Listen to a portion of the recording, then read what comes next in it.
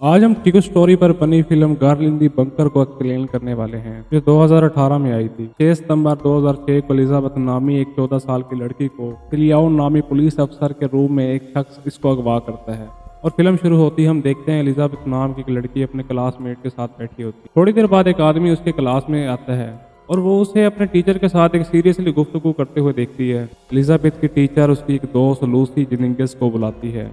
Lucy Jennings अपना सामान लेकर चली जाती है और स्कूल से घर वापस जाते हुए एलिजाबेथ अपनी एक बेहतरीन दोस्त अमिंडा के साथ लूसी के वाक़े के बारे में बात करती है। अमिंडा का मानना होता है कि लूसी की माँ बहुत अजीब है। इसके अलावा उसने सुना है कि पुलिस के कुछ दिन पहले उनके घर आई थी। जब एलिजाबेथ घर वापस आती है तो अपनी माँ मेडल को फोन करती है। वो उसे बताती है कि उसका छोटा भाई बॉबी पहले ही घर पर है और यहाँ रात हो जाती है। एलिजाबेथ का पूरा खानदान फारिग वक्त एक साथ गुजारता है और उसके घर से दूर एक पुरस्कार आदमी जमीन में खुदाई कर रहा होता है। और अगले सुबह हम देखते हैं कि एलिजाबेथ की फैमिली अपने रोजमर्रा के मामूलात में मसरूफ होती है। डॉन जो एलिजाबेथ का फादर होता है वो आज अपने एक दोस्त के साथ शिकार पर जा रहा होता है। मैडन एलिजाबेथ से कहती है तुम मेरे साथ चलो, मैं तुम्हें स्कूल बस तक ड्रॉप कर। एलिजाबेथ जो जल्दी में होती है उसे इसको महसूस नहीं होता कि उसका काजल उसके बैग से गिर गया है। रास्ते में एलिजाबेथ ने मैडलन से हफ्ते के रोज अमिंडा के घर पर रहने की इजाजत मांगी। उसके बाद उसकी माँ उसके घर रहने के लिए इजाजत दे देती। थोड़ी देर चल के एलिजाबेथ को एहसास होता है कि अपना काजल कमरे में भूल गई है और मैडलन से कहती है कि वो वापस चले, लेकिन उसकी माँ नहीं मानती क्योंकि उसे पहले काम से देर हो चुकी होती है। एलिजाबेथ और उसकी वालदा के दरमियान काफी खूब बहस होती है।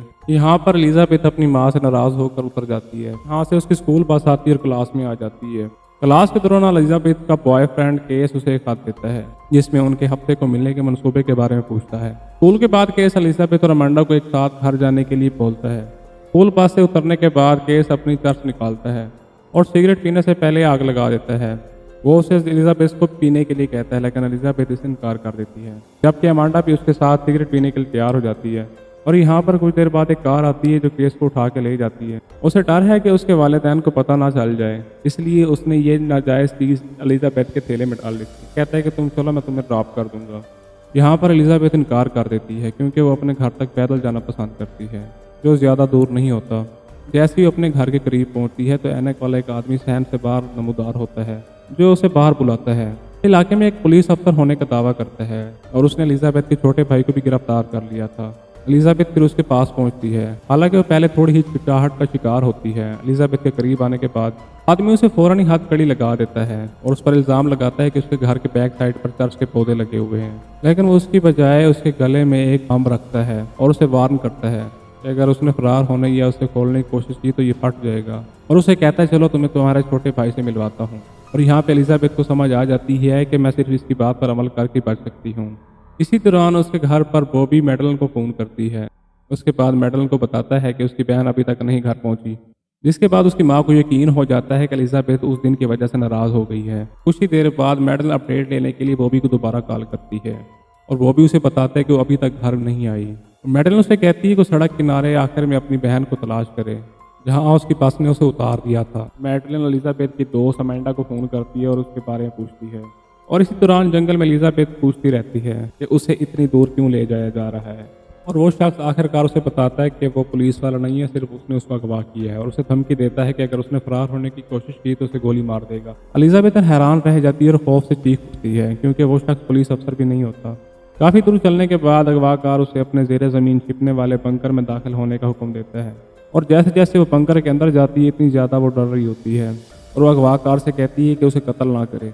जैसे जैसे देर हो रही है मैडलन घबराने लगती है और अपने घर की सड़क पर अपनी बेटी को ढूंढती रहती है, जहाँ पर उसकी मुलाकात अमांडा और उसकी माँ से होती है जो उसे जल्द अज जल्द पुलिस को रिपोर्ट करने का मशवरा देती है। मैडलन इस उम्मीद पर पुलिस को कॉल करती है कि उसकी बेटी का सुराग लगाने में उसकी मदद करेंगे। इतनी देर में डॉन भी घर पर वापस आ जाता है जहाँ पर मैडल बहुत परेशान हो रही होती है। जहाँ पर वो डॉन को बताती है कि एलिजाबेथ अभी तक घर वापस नहीं आई, लेकिन डॉन अपनी बीवी को ये कहकर पुरसुकून कर देता है कि एलिजाबेथ जल्द ही घर पहुँच जाएगी। और इसके फौरन बाद 2 पुलिस एहलकार उनके घर पहुँचते हैं। एलिजाबेथ के घर के इर्द गिर्द जंगल में तलाशी लेते हैं, लेकिन अंधेरा होने की वजह से उन्हें कोई भी सबूत नहीं मिलता है। उसके बाद वो मैडलन से उनके रवैये या एलिजाबेथ के लापता होने के पहले आने वाले वाक़यात के बारे में कुछ सवालात पूछते हैं। यहाँ पर मैडलन उसे बताती है कि सुबह सवेरे उसका एलिजाबेथ के साथ झगड़ा हुआ था, इसलिए पुलिस का ख्याल होता है कि एलिजाबेथ जानबूझकर कहीं छुप गई है। और ये पुलिस का कहना होता है कि वो जल्द अपने घर वापस आ जाएगी। एलिजाबेथ अपने किसी दोस्त के घर पर रह रही होगी, लेकिन मैडलन का इसरार होता है कि उसकी बेटी इस हद तक नहीं जाएगी। और मैडेलिन की इस बात से पुलिस अफसरान एग्री नहीं करते और वो ये कहकर चले जाते हैं कि अगर एलिजाबेथ कुछ दिनों के बाद घर वापस नहीं आती तो वो उनसे दोबारा रब्ता कर सकते हैं। और जेर ज़मीन कैद की कि एलिजाबेथ अगवाकार से रोज़ जिनसी ज्यादती का शिकार हो रही होती है और इस वक्त उस खौफ से रो रही होती है और अगवाकार एलिजाबेथ के रोने से नाराज़ होने लगता है और उसे कहता है कि अगर फरार होना चाहे तो उससे जान से मार देगा और वो बताता है कि इसका पूरा ठिकाना जाल से भरा हुआ है, इसलिए उसके लिए फरार होना यहाँ से नामुमकिन है। तब एलिजाबेथ को पता चलता है कि साइको आदमी का नाम विंसन है और टीवी देखते हुए विंसन उसे कहता है कि उसे कोई भी तलाश नहीं कर सकता क्योंकि उसके लापता होने की कोई खबर नहीं है। इसके बाद उनके घर पर वो पुलिस एहलकार आते हैं जो कुछ दिन पहले इनके घर पर आए थे। एलिजाबेथ के वालिदैन से मिलने आते हैं। वो उनसे कहते हैं कि किसी वजूहात की वजह से उनकी बेटी उसे नहीं छोड़ सकती। मैडेलिन उसे बताती है कि किसी भी वजूहात की वजह से उनकी बेटी यहाँ से नहीं जा सकती। मैडेलिन उसे कहती है कि उसकी बेटी को तलाश के लिए फौरी कार्रवाई करें। अब वो दो अफसरान अपने सीनियर ऑफिसर थॉमसन को एलिजाबेथ की गुमशुदगी के बारे में बताते हैं। थॉमसन पूरी बात सुनने के बाद कहता है कि वाहकारी के बाद पहले 48 घंटे अहम होते हैं और उनसे कहता है कि तुमने बहुत सुस्त हरकतों की वजह से इसको खो दिया। यहाँ पर तीसरे दिन भी एलिजाबेथ को हवस का शिकार बना रहा होता है और यहाँ पर एलिजाबेथ अपने पीछे माजी के खुशगवार दिनों को तस्वर करके अपने खौफ पर काबू पाने की कोशिश करती है। कुछ ही देर बाद उन्हें डॉन और उसके दोस्तों की आवाज़ें सुनाई देती हैं जो एलिजाबेथ के ठिकाने की तलाश में होते हैं, लेकिन उन्हें कोई इशारा नहीं मिला और उसकी बेटी बराह रास्त उनके नीचे होती है। विंसन ने अपनी बंदूक एलिजाबेथ के सर पर रख दी ताकि वह आवाज़ ना।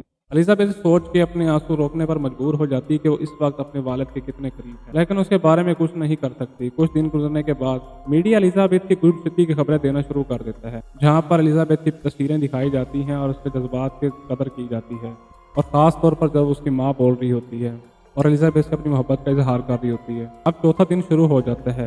एलिजाबेथ वहां से भागने के बारे में सोचना शुरू कर देती, लेकिन वो जानती है कि वो जल्दी नहीं कर सकती और वो सोच रही होती है कि उसे बहुत मोहतात तरीके से ये करना होगा क्योंकि उसकी ज़िंदगी खतरे में भी पड़ सकती है। उससे पूछती है कि विंसन ने ठिकाने क्यों बनाए और उसे कैसे अगवा किया। दरअसल विंसन वहाँ अपनी बीवी के साथ रहने का मनसूबा बना रहा था जिसका नाम पीनट होता है। विंस के मुताबिक उसे पीनट ने धोखा दिया, जिसने उस पर इसकी इज्जत लूटने का इल्ज़ाम भी लगाया था और उसे इसकी जगह अकेले छिपने पर मजबूर करते हुए पुलिस को रिपोर्ट किया था। फिर विंसन ने पीनट को अपने साथ रहने के लिए अपना मनसूबा मनसूख कर दिया था और उसे वहाँ पर अकेला छुपने के लिए बोले और बाद में पुलिस को रिपोर्ट कर दिया और वो आखिरकार पीनट को छोड़कर उसकी जगह किसी और को देना चाहता। जब विंसन सो रहा होता है तो एलिजाबेथ उसकी बंदूक तक पहुँचने की कोशिश करती है, लेकिन वो ऐसा नहीं कर पाती क्योंकि उसकी गर्दन में कफ लगा होता है। और कुछ देर बाद विंसन बेदार होता है और एलिजाबेथ को तलाश करने वाले हेलीकॉप्टर की आवाज़ सुनता है। विंसन इंफ्रा सेंसर से गर्मी का पता लगाने को रोकने के लिए एल्यूमिनियम फ्रावल का इस्तेमाल करता है। एलिजाबेथ फिर इस मौके को इस्तेमाल करते दोबारा विंसन के करीब जाने की कोशिश करती है। वो उम्मीद करती है कि विंसन उसे मोहब्बत करने का बहाना करने के इस किरदार पर यकीन करेगा। नतीजे के तौर पर वो आहिस्ता आहिस्ता विंसन की कमजोरी तलाश करने में कामयाब हो जाती है और उसे फरार होने के लिए इस्तेमाल भी करती है। विंसन को आखिरकार उसकी चाल पर यकीन हो जाता है और उसके गले से जकड़े हुए कफ को छोड़ देता है। अब एलिजाबेथ उसके इतने करीब आ जाती है कि विंसन उसे गोली चलाने का भी हुक्म दे देता है। दरहकीकत ये बंदूक असली बंदूक की तरह नहीं होती है, लेकिन फिर भी ये कम फासले से मार सकती है। विंसन ये देखकर बहुत मुतासिर होता है कि एलिजाबेथ बंदूक को इसी तरह इस्तेमाल कर सकती है और उसे जल्दी सीख सकती है। अब रात के बाद विंसन ने एलिजाबेथ के हाथ में हथकड़ियाँ लगाई और फिर उसे खाने के लिए ले जाता है, जिसे किसी ने पुरानी गाड़ी में छोड़ दिया था। फिर वो जेरी कैन को दरिया के पानी से भरते हैं।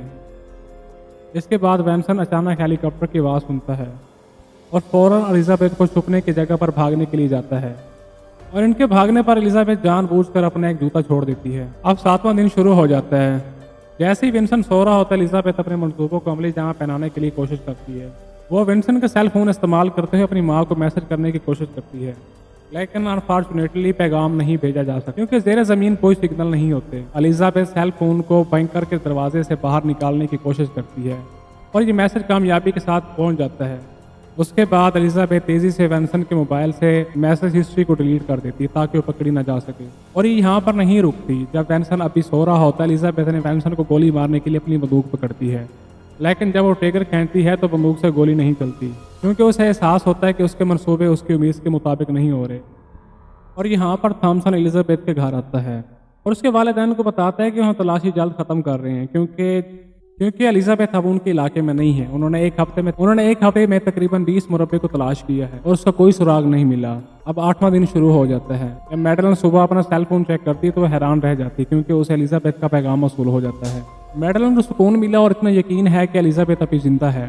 डॉन ने मैडलन को मशवरा दिया कि वो पुलिस को कॉल करे, और वो उसे कहता है कि वो इस नंबर पर अभी कॉल ना करे। अब दोनों पुलिस वाले इनके घर आ जाते हैं। ये दोनों पुलिस वाले कहते हैं कि उस नंबर पर आप कॉल करें, और वो ये भी कहते हैं कि शायद हो सकता है कि कोई उनसे मजाक कर रहा हो।